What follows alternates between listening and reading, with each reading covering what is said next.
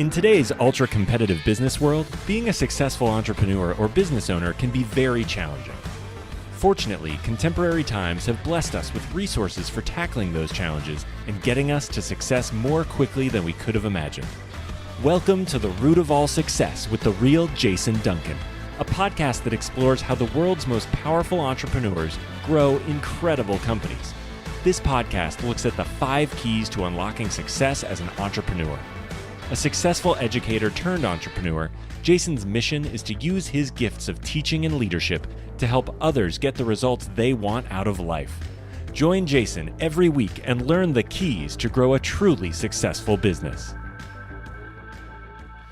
Hey there and welcome to the show. I'm the Real Jason Duncan. Thank you for tuning in. If you're watching this on YouTube, I especially want to thank you because I appreciate you tuning in to watch this. We record this live and in person, and it's good to know that you're there. If you're not watching this on YouTube, you need to go check it out. It's at youtube.com/C/TheRealJasonDuncan, or you could just search for the hashtag The Root of All Success. This is a podcast that is syndicated by the C-Suite Radio Network. We're honored to be part of their network. It's on every podcast player you can imagine. If you haven't subscribed on your podcast player of preference, please make sure you do that. And if you haven't left us a 5-star review, we would really appreciate you go do that. If you don't think it deserves 5 stars, send me an email. Let's talk. We'll figure out what we can do to make it better for you. But we're filming this live in Nashville, Tennessee at the Standard at the Smith House, which is 18,000 square feet of Southern sophistication and style, right here in the heart of downtown. It's one of the oldest antebellum homes still standing here in downtown Nashville. And it's one of the top 5 cigar bars in the country, one of the most fantastic steak restaurants that you'll ever go to. It's fantastic. I had some friends here that ate not just a few weeks ago and never had the food here, and they were just beaming about how amazing it was. But the Standard is operated by the one and only Joshua Sterling Smith, and as a member here and a good friend of Josh's, he's allowing me to record the podcast here in the Matador room. So if you're watching this on YouTube, you can see we're in this beautiful room, and then we'll also post pictures of this on all my social media platforms, which you can follow me on at The Real Jason Duncan. So that's our sponsor for the kind of where we're having this at the Standard at the Smith House. But I've got a sponsor for today's episode called 8Bend Marketing. And it's 8Bend Marketing. You can go to the number 8, BEND.marketing. That's 8BendMarketing. It's just 8Bend.marketing/root for a special offer. But let me tell you a little bit about what they do. I'm a business coach. Part of what I do is a business coach besides hosting this podcast. And I've got a client that I was coaching a couple of years ago, and they came back from a meeting with their marketing company with some messaging for their website and for their sales team that was phenomenal. I had never seen anything that good. Words are so important when you're trying to demonstrate or tell people what your business does. And so my client had worked with 8Bend. I didn't know at the time who they'd worked with, but had come back with such phenomenal messaging, so good, so clear, so to the point. I told my client, I said, you have to introduce me to these people. And I ended up getting to meet the owner of the company and his team, and they now do some work for me, and I think they're phenomenal. So if you need messaging for your business, you're trying to figure out how to get your story across, no matter what it is that you do, reach out to 8Bend Marketing. You can go to the number 8, BEND, 8Bend.marketing/root, as in root of all success. And they have a special offer for you to help you set up your messaging for your business. All right, so now let's get on with the show and let's talk about why we're here today. I've got this theory that there are 5 keys to success that every successful entrepreneur uses that's part of their story. Now, whether they intended it to happen or not, it's almost always part of the story. And I've never met anybody who's successful that didn't get there using one of these 5 keys. So I developed this podcast as a way to kind of dig that out of some amazingly successful entrepreneurs. And today's guest is no different. I mean, you're going to be blown away by this guy's story. And I'll tell you a little bit more about it in a minute. But this guy is the co-founder of a U.S. hotel census company called STR, Smith Travel Research. He founded it with his late wife. They had, before he sold it, and still do today, they have 350 employees in over 15 countries. They do data benchmarking, analytics, and marketplace insights for the global hospitality industry. So if you ever want to know how hotels are doing in Singapore or New York. They've got the data on how many nights are being stayed in, where the hotels are that are doing great versus not. It's an interestingly unique business that he started and grew and grew and grew. And his contributions have been recognized in the business industry with many prestigious accolades. And in October of 2019, he sold STR for $450 million. So you're going to want to make sure you listen to what this guy did and how he got to success, because now he's building a house on 250 acres on the lake somewhere here close to Nashville. We're not going to tell you where it is, but it's somewhere close to Nashville on the lake, and it is absolutely phenomenal. He built a business, very successful. He's an avid fisherman and a hiker as well. Please join me in welcoming the one and only Randy Smith to the Root of All Success. Randy, thank you so much for being here. Well, you're welcome, and thank you for having me. Well, it is, so you and I both are from Sumner County, Tennessee, which is just north of Nashville, and for those that are listening from all over the world. And your business, STR, has, we were just talking about this pre-show, gorgeous building sitting right there kind of between Hendersonville and Gallatin, and I never knew what it was. It just said STR. It had no description, but after I learned what it was, I was very impressed. And up till today, when you walked in here, I'd never met you, but I'd heard so many good things about you. So tell the listeners how you started STR. Like, that's such a weird and unique thing. How did that get started? It was a very small niche, but it was. My wife and I lived in Florida.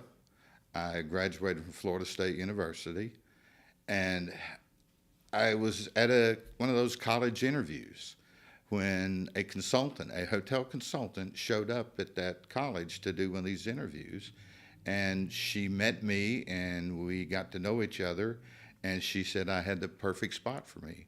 So they moved me I went from Tallahassee there at Florida State. They sent me to Orlando, which at the time, this was, gee whiz, almost 50 years ago, that was Hotel Central here in the U.S. Orlando they were just getting going with Disney World. And if you were going to look at hotels, that's where you went. Well, I went to work for that firm who sent me to Orlando, and they had over 300 consultants who worked in the hotel industry around the country doing feasibility studies. Somebody'd go to them and say they want to build a new Holiday Inn, they want to build a new Ramada, whatever they're going to build. These consultants would come in and tell you, good location, how many rooms, should it have food and beverage. Anyway, all this information flowed into the research department, which was in Orlando, Florida. So I worked in the research department, and it didn't take any time at all to realize there needed to be some type of a national tracking system for the performance of hotels. And so my boss and I, the gentleman I went to work for, I had a mentor. And, that is one of the key things. I would tell him, you need an awesome mentor, and I had one. My boss had taught at Cornell for 40 years. Cornell had the largest hotel school in the world at the time. I guess probably still does. But anyway, he taught there, and he wrote the book on hotel accounting. He wrote the manual on how to do a feasibility study for a hotel. And this is the man I went to work for. He had basically retired and had moved to Orlando, Florida, and set up a research department. And he hired me in to go to work for him. So I sat across the desk from this man for about 4 or 5 years, and he had me listen to his conversations as he talked to all the leaders of the hotel industry. Because that firm, Laventhal and Horwath, they died in 1995, I guess, from the accounting side. But the consulting side was doing really well. But anyway, John LaSure brought me in under his wing, and he had me sit there and learn about the hotel industry. He poured everything into me. He had spent an entire career in the industry. I was a fresh graduate out of Florida State, and he taught me everything there was to know about the hotel industry. So we devised a market share plan. We're like, we can figure this out.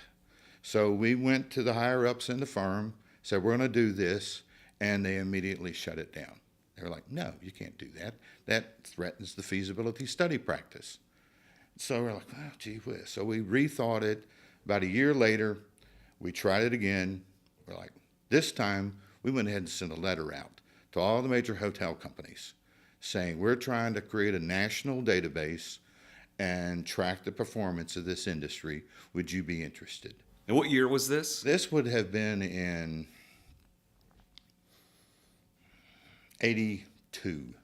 So you didn't email them. No, we did not do an email. We sent letters. We sent actual. You wrote a hard letter letters. on a typewriter, probably. Oh yeah. Well, we had a Word there was processor. those, word processors. Yeah. We had those brand new word processors, and we sent. It was 50 letters. We got an address thing from the Hotel Association that listed the top 50 hotel brands in the U.S.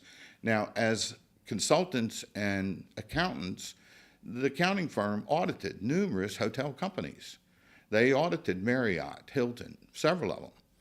And so that was part of our problem. We didn't realize. So we sent a letter to Marriott. Would you participate in this? Well, of course, the Marriott guy then calls the partner at the local Lavatol and Horwath office.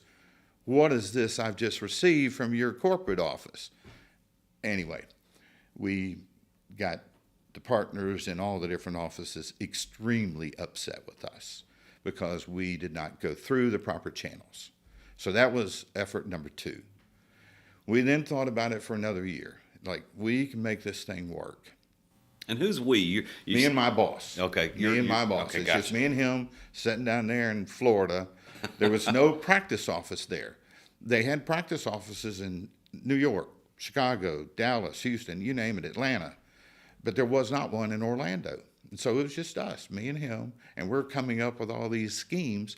Now, what was happening, though, if a study was done in Houston or those studies done by those 300 consultants, every one of those studies poured into Orlando. So we were sitting there reading these things. And, it was astounding. You'd see a report from a Houston guy, and you'd compare that to the guy that's in Dallas, and they both have entirely different perceptions on which way the Texas hotel market was going. And we're like, this is chaos. We've got to do a better job of this. So we continue to think this through.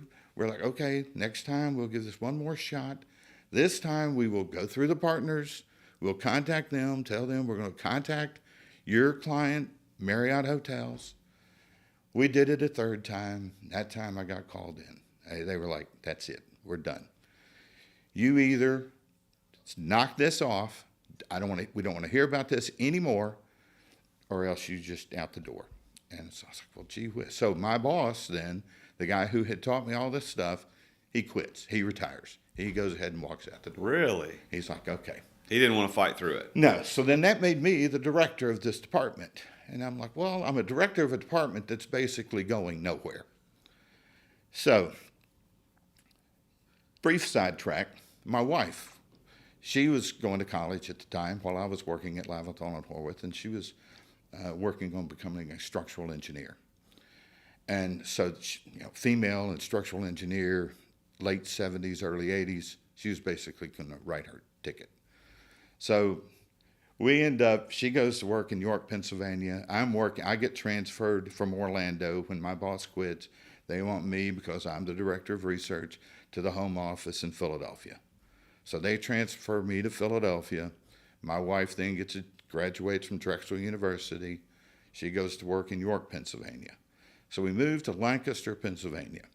And she's going west 30 miles a day, and I'm going east 60 miles a day. So every day we were about 100 miles apart.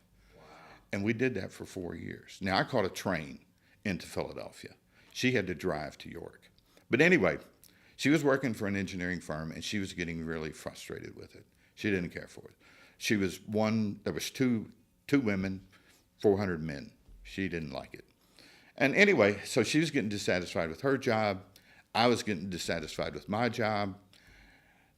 After a little while, I come home one day, and she's like, I quit. I was like, you can't quit. I want to quit. Within a week, we both quit our jobs. So we were both making good money. I mean, this was good money. And we walked away from it. And this was what year? I want to try to keep the time. This would have been in early '85. Okay, so this wasn't long. So in '82, you're working with the company in Orlando. Boss quits. You move to Pennsylvania. Philadelphia. So '85-ish, you guys both walk in and say, "We're done. We're not doing this anymore." Yeah. Okay. Now what? Now what happened? We, this idea of a market share plan was still percolating in the back of my mind. And what does that mean? What does market share plan mean? To be able to tell Holiday Inns, okay, in Chicago, you have 10% of the rooms, you captured 12% of the room nights sold, and you captured 15% of the room revenues. Okay, so it's an explanation of how they're performing, not Relative just to a wet thumb in the wind. It's actually data. Relative to their competition, hard numbers. Right.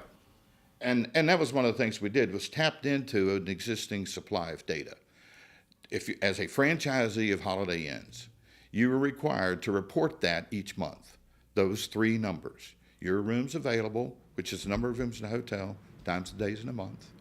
So if you've got a 100-room hotel, 30 days, you got 3,000 rooms available that month. Did you sell 2,600 of them? So what was the total room nights sold at? Then your rate tells you what your total revenues were. So we went after those three numbers because that was required in franchise agreements to back to the corporate offices. So we knew if we could get the corporate offices to report it, we could bring that data from all over the country into one spot. Okay, so that's the market share idea. Yes. And when you guys said, okay, we quit, now you're figuring out how do we get that How do we market do share? this? Yeah. So we walk out the door. And literally, this was in Lancaster, Pennsylvania. And her parents lived in Memphis. And well, actually at the Tennessee River, Camden, Tennessee, if you know where Camden is. That's where her parents lived. So we're like, well, let's go on vacation and figure out what we're going to do. So we go to Camden, Tennessee, drive down here, and going to spend a week or two. Now, while I'm driving, right before I left, I got a very good job offer from a company in Southern California who had known the work I had been doing at Laventhal and Horwath. It was one of their big competitors. And they were offering me a job. They were like, heard you'd left your job, we'll hire you. We're in Southern California. And we will give your wife a good job with the Irvine Company, which is a very big, impressive company at the time. So we're like, okay, let's go on vacation. So we headed to Camden, Tennessee, and we're literally on the lake fishing, on Kentucky Lake fishing, when we're trying to decide, do we take those jobs or do we throw caution to the wind and try and start this market share company? And Can I guess where you did? yeah. And we still remember it to this day, June 1st, 1985. We were sitting out there fishing when the two of us, my wife and I both, we were like, well, if we're ever going to do this, now is the time to do it. We were 33, 34, somewhere in there. I don't remember. What was it, 85? I would have been 33. So we decided to throw caution to the wind and start this business. So we go back up to Pennsylvania, and I won't get into all the details of, we figured we needed $60,000. We came up short. We had managed to save through the 401, stuff like that, $40,000. And so we came up 20,000 short. Well, how the details of that happened, but we ended up borrowing 10,000 from my dad and 10,000 from my wife's dad. And that got us our $60,000. Wow. We went out with that $60,000 and bought 2 PCs, a plotter, and a printer, and it cost us $34,000. What you could buy today for $1,500 cost us $30,000. There went half of our money for these 2 computers, Compacts, 386s. One was a 386, one was a 286. Anyway, we were one of the very first companies, didn't realize it at the time. PCs were still quite baffling to people. I had worked with a lot of data at Laventhal and Horwath, but it was all in a timeshare environment, which you logged into a remote computer that belonged to typically some big bank that sold time on that thing. Yeah. So it was a timeshare. So you interacted with computers, but you didn't have a computer sitting on your desk. Nobody had that. But we got to literally thinking, how many characters would it take to key in a name and an address, number of rooms, some basic information about hotels, and key that in, and how big of a hard drive did these things have? One had all the way up to 70 megs of hard data you can actually put into this thing. And we're like, that will hold a U.S. Census database. So we buy this equipment. My wife and I literally drive around Lancaster. Then we drove around Philadelphia, Harrisburg, all around the area. She'd pull up. I'd walk into the lobby, grab a directory of hotels for that brand, Days Inn, Ramada, Holiday Inns, you name it. We would take those directories back home, and we'd sit down at those computers and start creating that database. We would key in name and address. And we did that. It took us working relentless. I mean, it was relentless. We were working we would getting up at 6 in the morning, and we were going to bed at midnight at night, correcting keys. We'd spend all day long. And we did that for a year. And this is in 1985. You bought a $35,000 computer system, and you're actually walking in and picking up physical copies of things just to put it into a computer system. And did you name the company at that time, or you were just working? You didn't even name it? At the time, we had decided we're going to, from the fishing trip, so we go back home, and the first thing, okay, we're going to start a business. Well, what do you do? We didn't know. I'd never started one before. Somebody had said, we knew that. You had to go to an attorney and have him file some paperwork. File it with the state, get your name registered. We knew that much. That's all you knew. Yeah. So we went to an attorney and say, we want to create this company, Smith Travel Research. So you did have that name to begin with? We did have that name. I've both regretted and anyway, that was the name we chose. Right. Smith Travel Research. Well, I see, and I've only known it as STR for the first, 10 years. Yes. I knew it existed. I didn't know what STR stood for. Yeah, we went through a whole corporate renaming and redefined it as STR. And so today, though, STR it's still under the brand STR, but it was purchased by another company. By CoStar. CoStar, which I think the real estate folks are going to know that name because they do a lot of the real estate and CoStar has been an excellent buyer. Yeah. I talked to my former employees, their current employees, and I talk to them often. And as one of them said, hey, I used to work for a rich eccentric guy, and I still work for a rich eccentric guy. Just a different one. Just a different one. So we got this story. So let me kind of summarize. So you've got you and your wife sitting on a fishing boat in Camden, Tennessee, in Kentucky Lake. We're quitting our jobs. We're going to start this company. Let's go. Let's pull our money together. You got 40 from the 401ks or your retirements, 10 from one parent, 10 from another, or whatever. And now you got your money. You get the database. You're hustling 12, 15 hours a day getting this thing put together, and you've got a company. So how did it go from that to actual making money? Like, how did you make money with that data? Somewhere along the line. Now, that's one of the things I definitely attribute my success to is I read a lot. I started subscribing to the Wall Street Journal when I was 17 years old. I remember when it was one section. I mean, I go back a long time reading Financial World. I got a degree in finance. And somewhere in all of that, I had read somewhere that probably the single most profitable thing you can do is create a newsletter. And I was like, a newsletter. They were like, you get lots of subscribers, and it doesn't cost you anything to produce it. It's just printing cost. So we're like, okay. So we need to take this census database, that we've got this database, and let's start publishing a newsletter based on it. Then we could say how many hotels were in New York, and here's how they broke down. How many hotels were in Tennessee, and here's how no performance data at this point, just basic census data. Yeah. How many were there? Where were they? We could draw you a map. That plotter we bought, you could draw a map of where the hotels were located. And so we started this newsletter.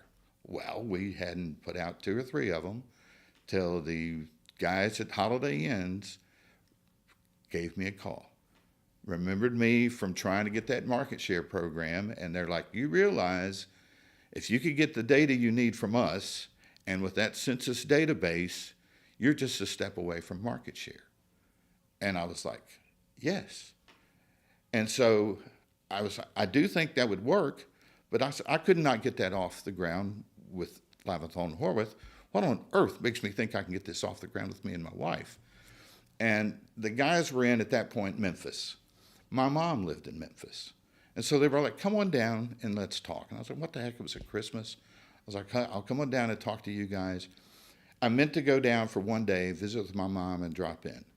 I ended up spending almost 4 days there talking to the Holiday Inn guys about what they wanted in the way of a market share program. And now Holiday Inn was based in Memphis, like corporate. That's where it started, Yes. right? Yeah. Yeah, that's right. Yeah, that was their corporate Good office. Tennessee company. Yeah.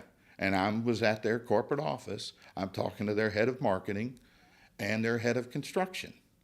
And they wanted to know this information. Where to put the next hotel. Yeah.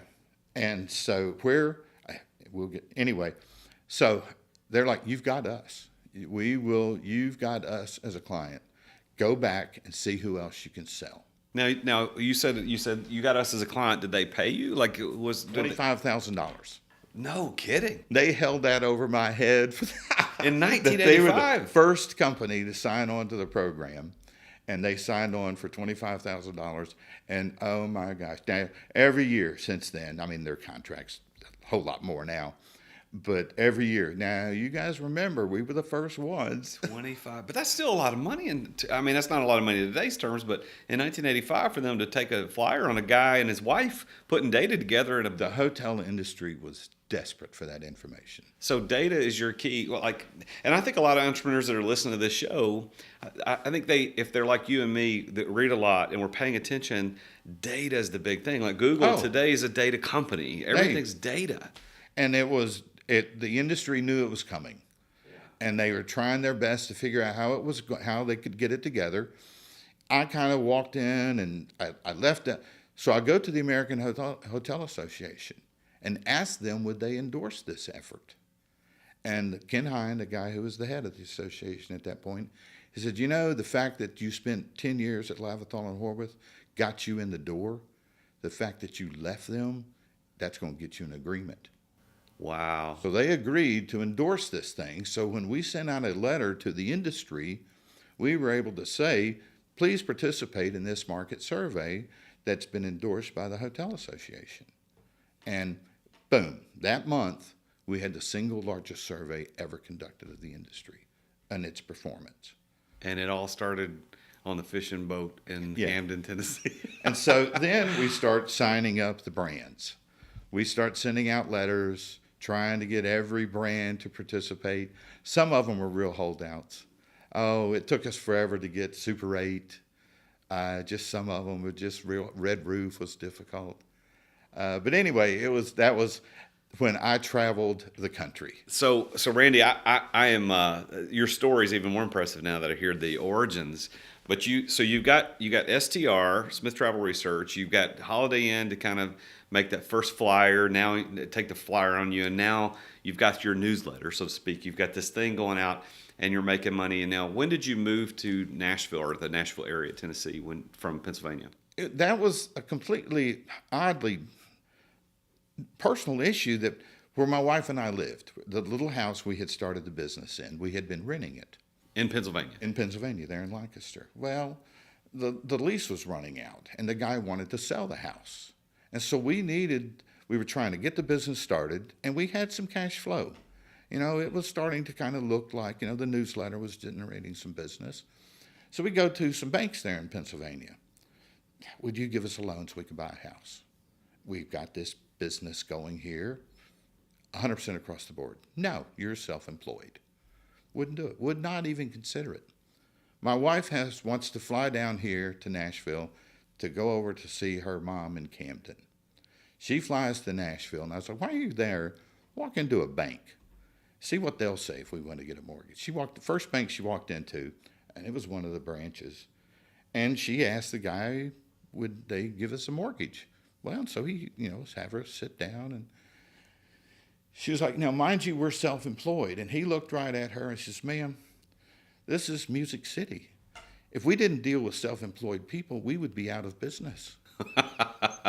And she was like, so we never connected. Oh, my gosh, everybody in the music business is self-employed. That's right. And so we're like, they would give us a mortgage. So literally, we packed up everything in a Chrysler minivan, and we drove from Pennsylvania down here and purchased a house.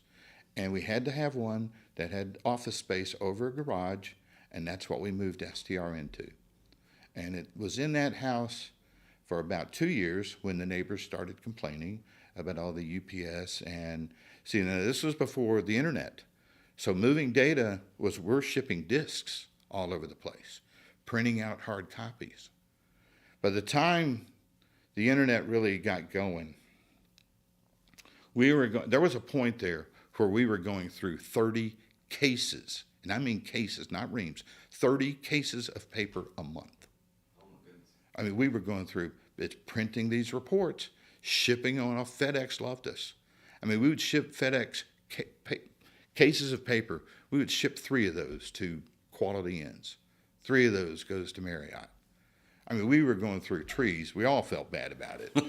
So yeah, well, there was nothing you could do. I mean, that's how you had to do business. We were one of the first adopters of moving data over the internet. There has to be a better way to move this stuff. So we started at the very beginning, trying to adopt everything we could to move data. So you've built, you and your wife, your late wife, has built an amazingly successful, profitable company just out of sheer, like, you knew there was an opportunity in this marketplace, and you built it. And not only did you build it, but you guys are doing so much revenue, and then to sell it to a huge company like CoStar.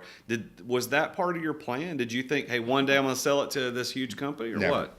Actually, when my wife and I were growing the business, selling it was never even a consideration. To this day, and my son even congratulates me on this one issue, the simple fact that we were able to build the business, start the business, and build the business without ever selling a single piece or even taking on any debt. That business was profitable from day one. That very first year, it made a little bit of money. Next year, it made a little bit more. By the time we got the entire industry involved, there's data pouring in, we're pouring out. Some of the different reports that we created from that, we print money. It's astounding. If you want to know, you want to build a hotel, let's say you bought a site at Nashville Airport, and you want to build a brand new hotel there. They'll call us up and say, we want to pick these 6 hotels that are in around that airport, and we want to know what their occupancies and room rates have been for the last 3 years. Sure. We print that report. Takes us about takes less than a minute to process that report, and we typically charge between $250 and $300. And we go through, we do thousands of them a year. So I think that as listeners are listening to this, Randy, that a lot of them are entrepreneurs who either have businesses already going and they're just trying to look for interesting stories. Others are out there sitting in their cars or jogging, or they're sitting at home, just listening to a podcast, and they're thinking, I've got this idea. But here's what I think I want to kind of drive in this point is that so many are trying to be clever, and they're trying to look for this weird, unique, they want to be the next Amazon, the next Google, the next whatever, the next Tesla. But the thing is, you built a 9-figure business.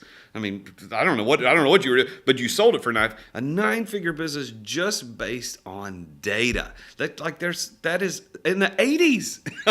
In the 80s. And the thing is, for me today, I think it's more difficult today than it was when we first started that. That was at the very beginning of the PC revolution. I mean, we caught a wave. And at times, I think it's somewhat more difficult today because you don't have a wave like that behind you. But at the same time, everywhere I look, I see opportunities to process this, to look at this. What we do for the hotel industry, there's very few other industries out there that do it. There is industries across this world that could desperately use market share data, and nobody's doing it for them. So your boss at the firm who quit, is he still with us today? No, he passed away years ago. Right after he retired, a few years after that, Laventhal and Horwath, the firm went under. So he lost his retirement. I mean, he had a really nice retirement, and he lost the whole thing. He comes to work for me. The fact that I'm now his boss, I think was lost on him the entire time that he worked for me. We had he was a fascinating guy, and he taught me everything I knew about the industry. So I hired him in at STR, and he stayed down there in Orlando, and we'd talk about it every other day, and he'd always call me up and just chew me out. He was a great editor, so I would write articles on the industry. Well, actually, all of us would. And we'd send them to him for him to review. And then, so I'd get these phone calls, do you have any idea what you're doing? And I was like, no, what have I done now? And anyway, he'd chew me out. And at times, every now and then I said, you do realize you work for me? And he's like, no, I don't. I was like, no, you don't. And but anyway, he passed away. And that was a great loss to the industry. But he introduced me to the industry and introduced me to a lot of the CEOs, head of marketing. And so I knew a lot of these people by name, and ended up going through the years. One of the odd things that we ended up doing was the hotel industry was clearly going global. Marriott was building hotels in Europe, Asia. I knew the CEO, Arne Sorensen, who just passed away. That was a terrible loss. He's told some of the funniest stories. He was visiting their property in Tokyo, Japan. And we're like, yeah, okay, yeah. And he goes, yeah, the 57th and 58th floors flooded. What do you mean? Well, it was apparently they'd had an earthquake, and it cracked the swimming pools that were on the roof. So wow. Those floors flooded that were beneath the swimming pools. And we're like, okay, that was a different problem that you normally expect. And he was like, yeah, we had not expected that. Wow. They had some artwork. Anyway, Arnie had some fascinating stories. But the hotel industry started going global. So they're like, STR, what you do for us here in the U.S., we need it in the U.K., we need it in Germany, we need it around the world. And that's when the fun began.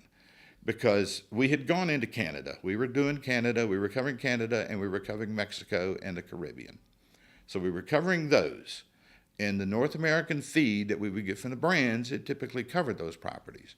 But it typically did not cover the ones they had in Europe or Asia or anywhere else. That's a different company within the brands. So we would have to talk to an entirely different department. The global struggles were that, to a large extent, the fact that we had succeeded at going global and doing that, some of the struggles that we had in doing that were, but that was big part of what CoStar was after when they purchased us, was the fact that we had succeeded globally where just about everybody else had failed. Well, that's your story. I mean, the grit and determination that you and your wife had originally to go out and drive hotel to hotel and get that data, you use the same grit and determination to go out into the rest of the world and pick up that data from any places in Europe and Asia. And that's fantastic. Even at me, I thought that was somewhat audacious of us to go to a hotel in London. Would you send your data over here to this little company in Hendersonville, Tennessee? Well, what would you say is your definition of success? In your own words, how would you define conceptually the word success? Just being comfortable with who you are and what you're doing. I see people all the time who aren't comfortable, don't like what they're doing. And, if you're comfortable and you enjoy what you're doing, I think you're a successful person. So do you consider yourself successful? Oh, at this point, if I can't say I'm a successful person, then I have really screwed up somewhere badly. I think the president of my company, Amanda, that's what she said. When she gets older, she wants to live the life that Randy Smith has. Yeah. Because now I had to sign a 5-year non-compete with CoStar when I walked out the door. So I cannot do anything remotely involved in benchmarking, hotels, anything. So I basically walked away from the industry. And they didn't need to do that because I was ready to walk away. I had spent my entire professional career, literally, I had started with United Inns in Memphis, Tennessee as a payroll clerk when I was 17 years old. That's when I started getting the Wall Street Journal. And I had been working at a desk that entire time up until 18 months ago. Wow. When I sold out. And at that point, I was like, I've had enough. Well, I think all entrepreneurs who listen to this podcast and around the world, they all want to experience the life of Randy Smith too.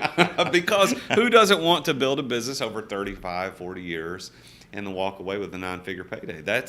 That is a story that's more than the American dream. That's beyond people's wildest dreams. And now you're able to live and do something now in retirement that you could have never imagined. You were telling me stories before we went on live on the show about building your house on this 250 acres, and the eccentric dude was there before, had giraffes and all these. Like you are. This is amazing, Randy. I hope that you know how blessed that you are. Oh, when I'm out there on that 250 acres, walking around, hiking out there, me and my little dog, I every day, I have been very fortunate. Extremely fortunate in my life. Well, I think that, part of this concept of the root of all success is I believe there are 5 keys to success. And the first is passion. And I hear it and I sense it in your story because of what you and your wife pushed through in those early years, the passion to get that data and to make it work and to go meet with Holiday Inn and to go get the holdouts like Super 8 to bring them into the fold. But passion not only means in like joy and emotion, but it's ability to endure. Like the passion of the Christ, that word passion doesn't mean he was excited to do it. It meant he was willing to endure for a greater cause. And it sounds to me like your story includes that too. It's like you had a cause. You knew this data, this market research data was going to be worth something to somebody, helpful to them. And you had passion to go get it. Am I seeing that right? Absolutely, because for the hotel companies, and they wanted to sit down and they wanted to talk to me. They wanted to meet me face to face. And when I met with the Holiday Inn guys, and they were like, you've got us. So they were like, go see who else you can sell. I sent a letter to Hilton, sent a letter to Sheraton. They were in Boston. The guy from Sheraton calls me up, come on up, let's talk. So caught a train up, didn't have the money to fly. Caught a train up to Boston, went to their headquarters. I wasn't 10 minutes into my presentation. I had taken a 2-page contract. Basically says you will pay me $25,000 and you will give me this data and you will get back market share reports. 2-page contract. I wasn't 10 minutes of that presentation until that guy reached over, grabbed that contract, flipped it over, and signed. I knew right then I could sell that to the hotel industry. It is. And they felt the passion. Well, this was something that this guy could pull off. So you got passion as kind of that first thing that I think is the key to success, and it shows up in your story. The second is being in the right place at the right time. And you being in Orlando, I think with your former boss, the guy that you worked for, that not only was the right place, right time, but also maybe the right person that you needed to know to get this thing launched. Is that true? Oh, absolutely. He was at the end of his career, and I was at the very beginning of mine, and we came together and made a terrific team. And in terms of the timing of the whole thing, that we've talked about, my wife and I talked about that often, that the PC revolution was starting, and that was huge for us. We could provide these reports to those brands at a fraction of the cost that we could have under a timeshare environment. And so the cost of processing data had just collapsed, and we were right there in a position at the time to capitalize on that. Right place, right time. And I tell you that concept, what you experience, right place, right time with the PC revolution, every successful entrepreneur, and I think the people listening to the show right now need to know, are you putting yourself in the right place? There's some things you aren't in control of, like where you live, where you live, you're in control of, but the timing that you live in, like living right now in the 20s. Like this is a time that there's things happen. You got to pay attention to that. The fourth P is preparation, and it sounds to me like you working with that firm really prepared you for this. I had been perfectly trained to do exactly what I ended up doing. Yeah. And that book, Outliers. I don't know if you've been Malcolm Gladwell. Yeah. Yes. And anyway, yeah, I put in all my time and effort. 10,000 hours. 10,000 hours. I put those in. Between my wife and I, we easily put that in. And then, and that, you mentioned that earlier. did we build it in order to sell it? We had never even considered selling the business. I had never thought about it, and I did not even think about it until about 2 years ago. My wife passed away 5 years ago.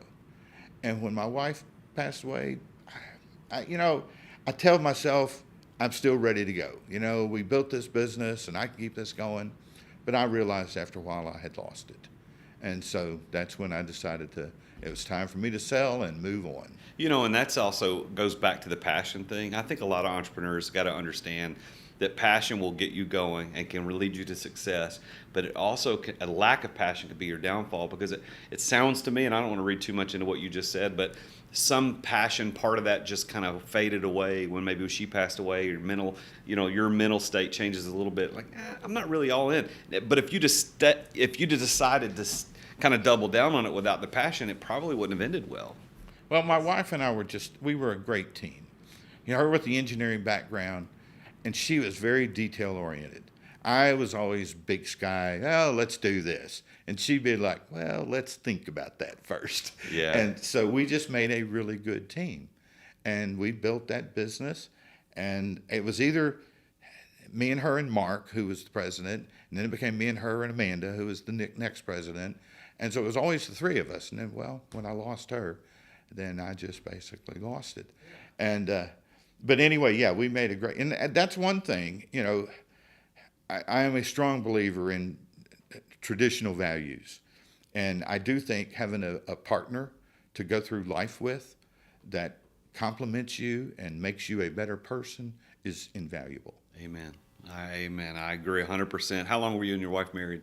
Oh, geez, 43 years. That's congratulations on that. I mean, that doesn't happen anymore. I'm blessed enough. My wife and I we celebrate 26 years this year, and she's my best friend. And I know exactly what you mean when you talk about needing that partner to go through that with. So that's thank you for sharing that more personal side of your story.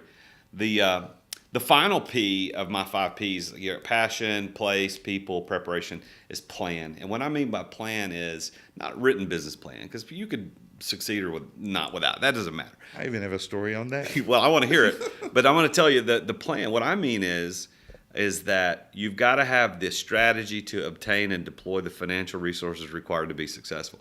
And for you, it was at $60,000, and you had a plan to go get it. And that I love that part of your plan. But talk about the written business plan. What do you got on that? So when I left the company, and we're now, after we talked to the attorney, we're going to get this thing going. We're trying to raise the money. So I go to some local financial people. A bank was on this list that I had gotten. I don't remember now. Now, when is this? Is when you're trying to get the computer? Late 85. Trying to get the computer. We're trying to get the money to get the business started. And so we do go to a bank. And the guy we're talking to, he was very nice. And he said, well, I need some kind of a business plan. What have you got in mind? And so we're like, okay. So we go back home and we create a business plan. I still have a copy of that business plan. And we drafted this thing up. It's probably 20, 25 pages long. And I took it in and handed it to him. And I called him back a couple of days later. Very complimentary. This is the single best business plan I have ever read, is what he said to me. No way am I ever going to give you any money. Oh, my gosh. I was crushed. And he was like, can I keep this business plan? I was like, no, I want it back. So I went and got it back. Because if he wasn't going to give me the money, then I wasn't going to do it. Well, so these days you got CoStar has purchased the business. You're under 5-year non-compete. Probably not going to try to go compete on year 6, I'm guessing. Nope. And so you're just spending your life enjoying walking your dog, hiking, fishing on your new 250 acres, 3 ponds, and going to hockey games. I'm a huge Predators fan.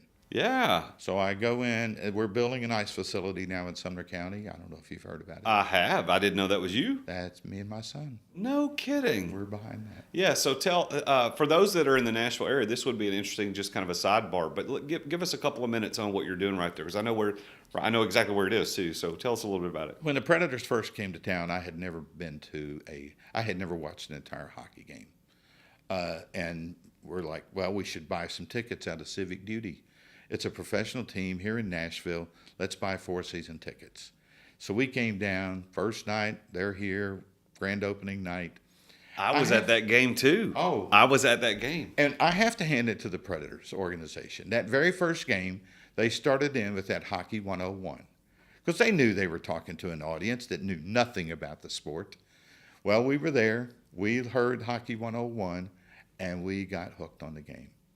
So we got season tickets that first year, and we've been season ticket holders ever since. And then about 10 years ago, we got a suite there in Bridgestone, which a suite is an awesome deal, very expensive, but it's an awesome deal. We get 16 tickets to every hockey game. So we get friends, everybody, my family, everybody gets into it. So my wife and I got to talking. We heard about the place in Franklin closing down. There was an ice facility down there closing down, and we're like, oh, man, they're desperate for ice around this place. So we got to talking probably 10 years ago about building an ice facility there in Hendersonville. Make a long story short, we really couldn't get it to figure out. A couple of other people, though, came to the same conclusion. I had gone to the mayor of Hendersonville and mentioned this to him, that I would donate the land to the city if they would build an ice facility there. I went to the meeting. He had a commission to study, $20 million. The minute I heard that number, I was like, well, forget that. This is not ever going to happen. So that, as far as I was concerned, that was the end of it.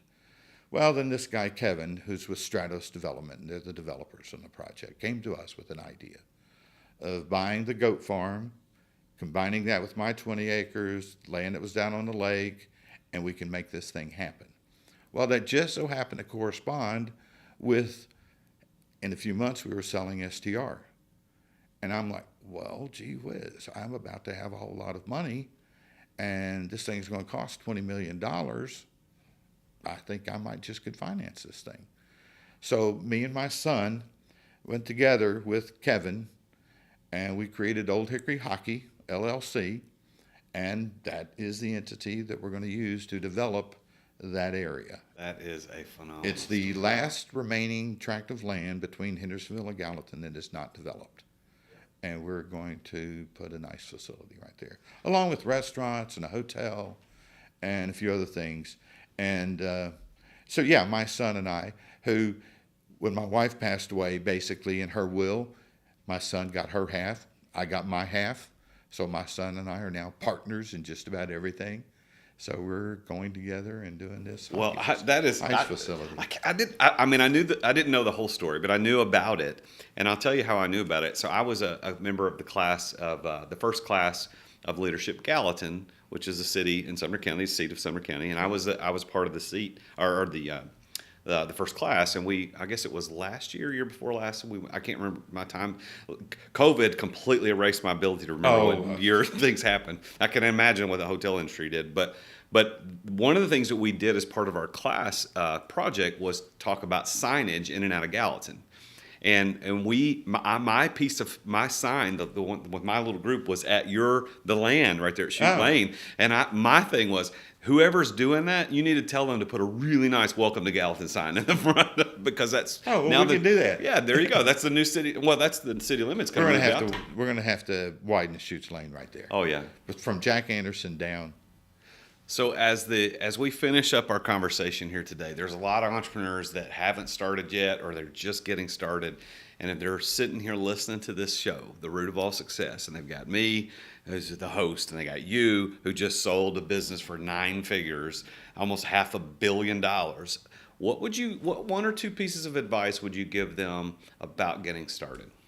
Getting started is hands down the hardest part, and it takes a commitment. It takes a drive. It takes a lot. The niche is important. Wherever you're going to try and go after, that is important. But often it's not anywhere near as important as all the commitment and drive that it takes to get there. You can have the best idea in the world, but unless you're really committed to it, it just is not going to happen. But the biggest thing I would tell people today, and actually it's something I've said all along throughout my career, when I sit down with students, I've talked to a lot of students through the years, just pay attention to what's going on around you. Just look. I've made a lot of money, used to. I'm out of it now, but I made a lot of money in the stock market. I made a lot of money. As STR started throwing off money, I would buy, and I'm looking at these computers that I'm building. So we were early investors in Microsoft, Intel, Apple. I'm buying all these things because I'm looking around me, and that's exactly what I'm surrounding myself with. And so it's just a matter of looking and watching and read the Wall Street Journal. And I Forbes, Fortune, I hit them all. Business Week, Financial World, things that aren't even printed anymore. And just, I watched what was going on around me. And that was probably, being aware is probably the single biggest thing I would tell people to do. But somebody asked me for career advice here a while back, and I didn't know what to tell that person. I was actually, it's a product of the Tennessee school system, which sometimes is not so good. And I kept referring to, he needs to target baby boomers. All of us are about to be retiring. So think about what we're going to be doing, traveling. We're going to be doing all kinds. Now, this was before the pandemic hit, but I was like, all of us baby boomers. That's why you got Walgreens on every street corner now, because you got us baby boomers out there. We're on every street corner. And so just any type of business that caters to people my age, you got a good chance at. And so I was talking to this person, and I mentioned about travel, that baby boomers are going to travel. They're retiring. They've got a lot of money. They're going to hit the skies. He was a mechanic. I said, well, you need to shift in and become a jet mechanic. Be able to start working on, and I was like, and chances are today you can get a job in Memphis. All those FedEx planes going in and out of there, I bet you they're desperate for jet mechanics. I said, but the travel industry is going to grow. Now, this was before the pandemic. I do think at some point that will happen again. Yep. But it may take a little while now. But anyway, so I'm talking along here about the, cater to the baby boomer. This guy looks at me and he's like, wait a minute, what is that phrase you keep using? And I'm trying to think of what phrase I'm using. He was not familiar with baby boomers. No kidding? No. How old was this guy? I was like, generations, the way they label generations and stuff like this. And he's like, Randy, I don't know what you're talking about. Never heard of it. The guy was clueless as to what's going on in the world around him. He was working. He was going about his job. He had a good, steady income. But he wanted more. But I was like, well, you're going to have to look out more then. You're going to have to start looking at a broader world than what you're looking at right now. Pay attention. And I was like, oh my goodness, that lack of awareness I found astounding.